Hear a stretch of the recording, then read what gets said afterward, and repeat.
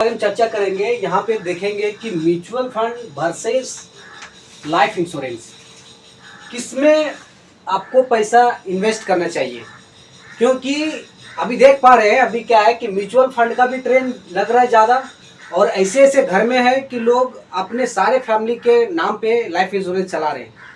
तो इसमें देखना चाहते हैं कि इसके बीच में क्या अंतर है, इसमें हम लोग चर्चा करेंगे। क्यों लेना चाहिए लाइफ इंश्योरेंस, क्यों लेना चाहिए म्यूचुअल फंड, ठीक है, ये कब जरूरत होती है और ये कब जरूरत होती है, ठीक है, इसमें किसमें आपको पैसा ज़्यादा इन्वेस्टमेंट करना चाहिए, किसमें कम करना चाहिए। तो आज हम लोग ये सारे पॉइंट के बारे में चर्चा करेंगे आज हमारी ये क्लास में।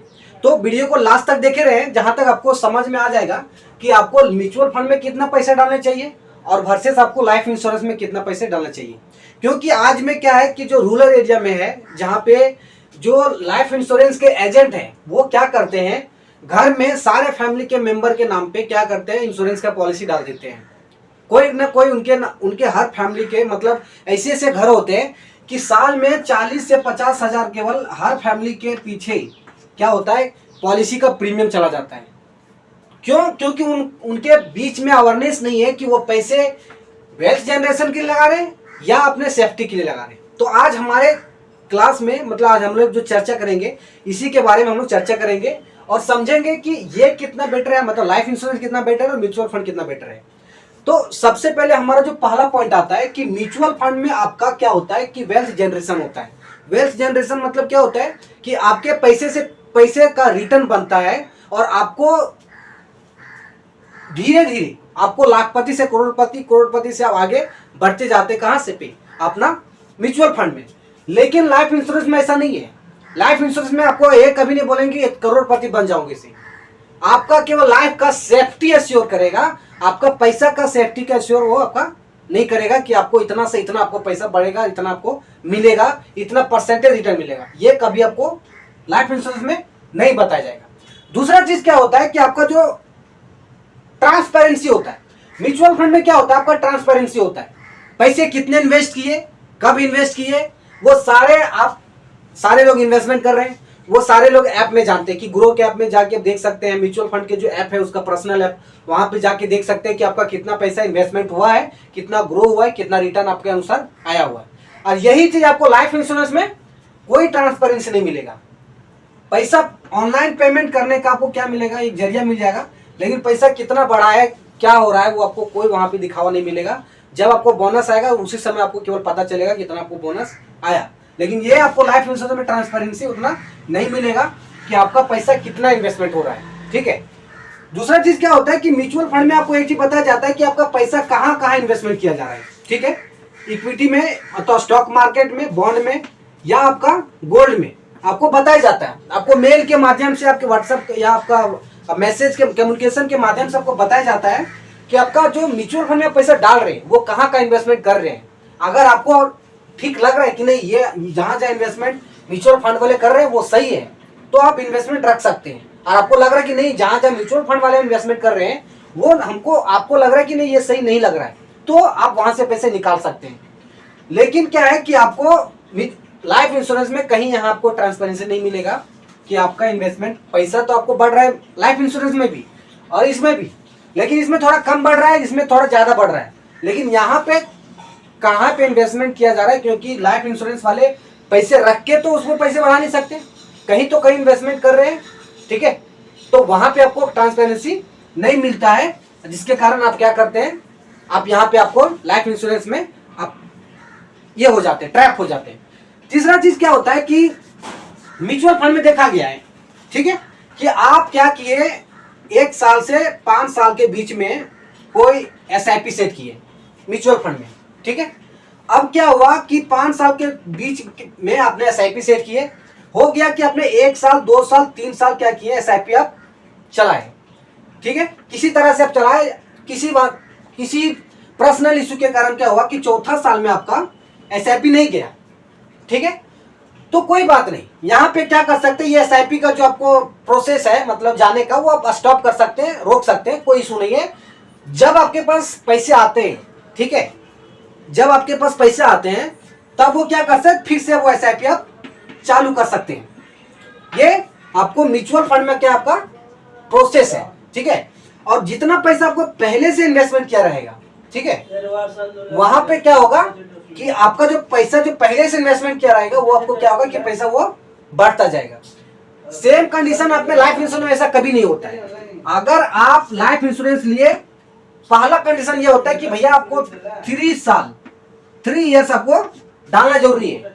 अगर 3 साल नहीं डालते हैं और इसके बीच पहले पैसे छोड़ देते डालना, तो आपका जो पॉलिसी प्रीमियम रहेगा, ज्यादातर पॉलिसी में पैसे आपको उतना बेनिफिट नहीं मिलेगा। अगर पैसे निकालना चाहेंगे तो आपके पैसे का भी कोई डिडक्शन होके पैसा आपको मिलता है, ठीक है।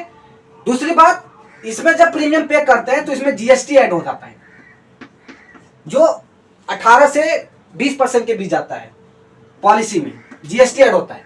और म्यूचुअल फंड में आपने अगर आप लमसम या एसआईपी करते हैं तो इसमें जीएसटी ऐड नहीं होता है। इसमें क्या होता है कि एसटीटी ट्रांजैक्शन टैक्स बोलते हैं, सिक्योरिटी ट्रांजैक्शन टैक्स ऐड होता है, तो 0.05% होता है। तो यहाँ पे आप डिफरेंस देख सकते हैं, 18% का जीएसटी और यहाँ पे 0.05% का एसटीटी, ठीक है।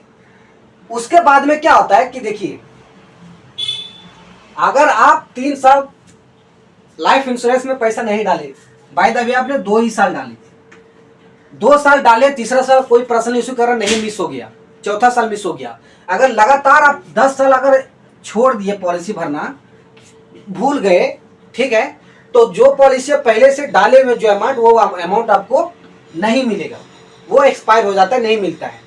लेकिन म्यूचुअल फंड में ऐसा नहीं है। अगर आप 100 रुपये भी डालें और 10 साल के बाद पैसा निकालते हैं, तो ये 100 रुपये जिस मार्केट के हिसाब से आपको पैसा होता है वो आपको अकाउंट में जाता है, ठीक है। तो ये सबसे बड़ी फर्क हो जाती है आपको क्या, mutual fund versus life insurance में, ठीक है। अब यहाँ पे क्या आता है कि आपको जो लाइफ इंश्योरेंस में होता है वो रिटर्न का कोई आपको रिटर्न नहीं मिलेगा। अगर आप देख रहे होंगे कि जितना पैसे आप इन्वेस्टमेंट किए हैं और जितना अपने पैसे को उसमें आपको मिला और जितना टाइम आप दिए, उसको अगर कैलकुलेट करेंगे तो आपको 2 से 4% के बीच में आपको रिटर्न मिलता है। यहाँ पे आपको कोई रिटर्न मिलता नहीं है।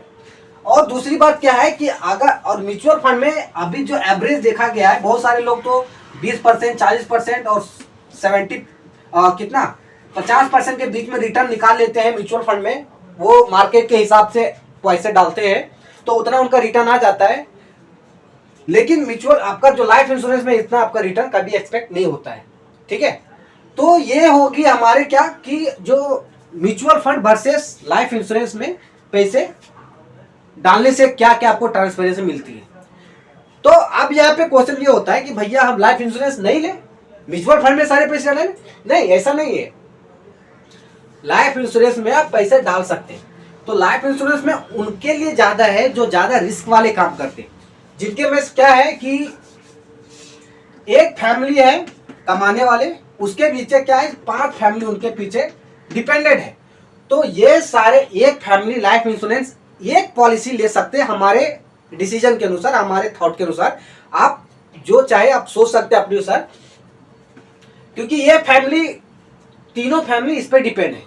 तो एक फैमिली मेंबर अपने नाम पे जो रिस्की काम करते हैं, फैक्ट्री में काम करते हैं या कोई मतलब ड्राइवर का काम करते हैं, जो ज्यादा रिस्की काम करते हैं, वो पॉलिसी एक पॉलिसी लेके अच्छे वाली पॉलिसी लेके रख सकते हैं। ये चारों फैमिली के नाम पे पॉलिसी लेना नहीं जरूरी है।